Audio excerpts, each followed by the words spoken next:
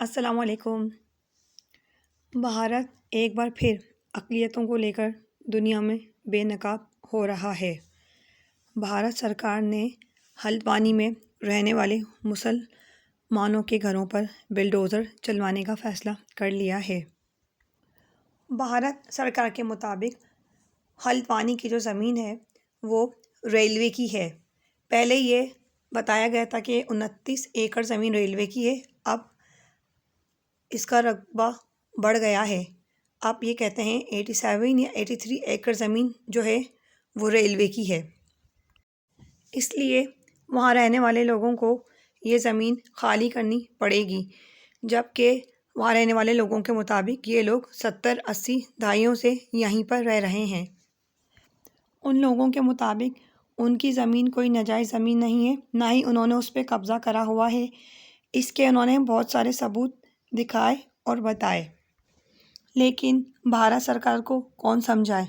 वो तो मुसलमानों का दुश्मन बना हुआ है और हर तरह से हर जगह मुसलमानों को परेशान करना अपना हक और अपना फ़र्ज़ समझता है। पहले गुजरात के मुसलमान, कश्मीर के मुसलमान, अब इनको नज़र आ गए हल्द्वानी में रहने वाले मुसलमान। तो ये कैसे उनको परेशान नहीं करेंगे? ये तो उनको परेशान करेंगे, क्योंकि इन्हें इसके सिवा और आता क्या है। और हमेशा की तरह इस काम में भी इनका साथ दे रहा है इनका गोदी मीडिया और सोशल मीडिया पे ख़रीदे हुए कुछ लोग, जो ये बता रहे हैं या लोगों को आम तासुर दे रहे हैं कि ये रोहिंग्या के मुसलमान हैं जो बर्मा से इधर आ गए हैं, या ये बांग्लादेश से इधर आ गए हैं, या ये जहादी हैं। इस तरह की बातें करके वहाँ रहने वालों को ये ज़हनी तौर से भी परेशान कर रहे हैं और लोगों में गलत तासुर भी पैदा कर रहे हैं।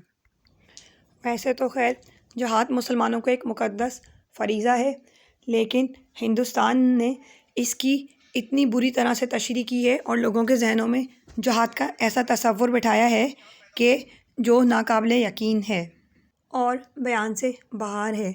इनको जहादी कहने का मकसद भी इसी सिलसिले की एक कड़ी है, क्योंकि ये जिसको बुरा बनाना चाहते हैं या जिसको मुल्क बदर करना चाहते हैं या जिस पे हमला करना चाहते हैं, उसके लिए ये लोग उसको जहादी बना देते हैं। ये इनके लिए एक सबसे आसान तरीका है जो ये लोग इख्तियार करते हैं। इसलिए इन्होंने हल्द्वानी के मुसलमानों को भी जहादी का नाम दे दिया है। अब सोचने की बात यह है, पूरी दुनिया में आप देख लें, अगर कोई नाजायज़ कब्ज़ा करता है तो उसे कुछ दिन बाद हटा दिया जाता है। अब भारत की सरकार को ये ख़्याल 70-80 सालों के बाद आ रहा है कि ये नाजायज़ कब्ज़ा है, और अगर ये नाजायज़ कब्ज़ा है तो फिर भारत की सरकार ने यहाँ पे काम क्यों करवाया और यहाँ पे लोगों को प्लॉट्स क्यों अलॉट किए। जैसा कि भारत सरकार ने यहाँ पे पूरी सीवरेज लाइन डलवाई, यहाँ पे बड़े बड़े सीवरेज लाइनें डली हुई हैं। इसके अलावा यहाँ पे बिजली का भी पूरा इंतज़ाम है और बहुत सारे खंभे लगे हुए हैं और लोगों के घरों में बाकायदा सरकार ने मीटर भी लगवाए हुए हैं। अगर ये नाजायज़ कब्ज़े की ज़मीन होती तो यहाँ पे ना मीटर लगे हुए होते और ना ही सीवरेज की लाइन बनी हुई होती।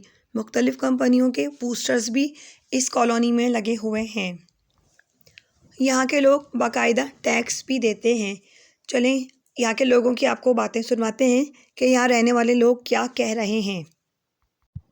हमें रोहिंग्या के मुसलमान बताया जा रही है, हमें बांग्लादेशी बताया जा रहा है, जबकि हमारे पास सारे सबूत हैं यहाँ के कि हम यहाँ पैदा हुए, हमारे बाप यहाँ पैदा हुए, और हमें रोहिंग्या का मुसलमान बताया जा रहा है। आज क्यों बताया जा रहा है? हम रोहिंग्या के हैं क्या?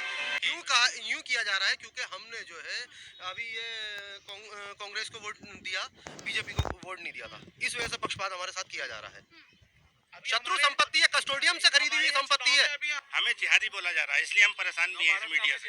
बीजेपी गवर्नमेंट ये कहती है कि मुस्लिम क्षेत्र से हमें वोट नहीं मिलता। कांग्रेस को देते हैं, अरे एक बार आप हमें अपनाइए तो हम कैसे?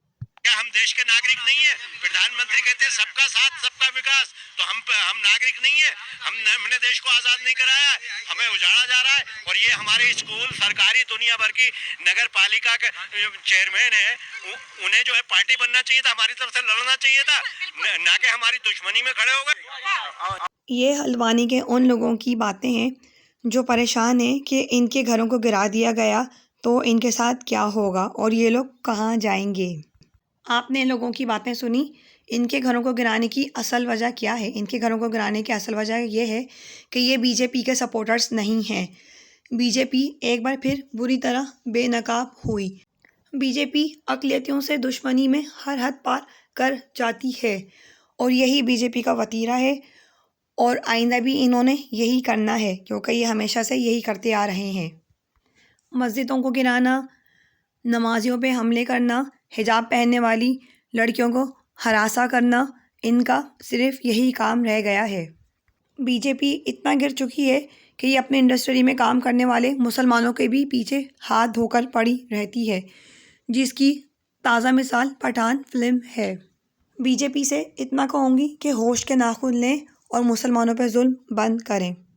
अगर मुसलमानों ने जुल्म पर आवाज़ उठाना शुरू कर दी और आपसे बदला लेना शुरू कर दिया तो फिर आप इनको दहशतगर्द कहना शुरू कर दोगे और आपका गोदी मीडिया भी इसमें भरपूर साथ देगा और सोशल मीडिया पे रखे हुए आपके कुछ कारिंदे भी आपका भरपूर साथ देंगे और आप फिर मुसलमानों को हर जगह बदनाम करोगे।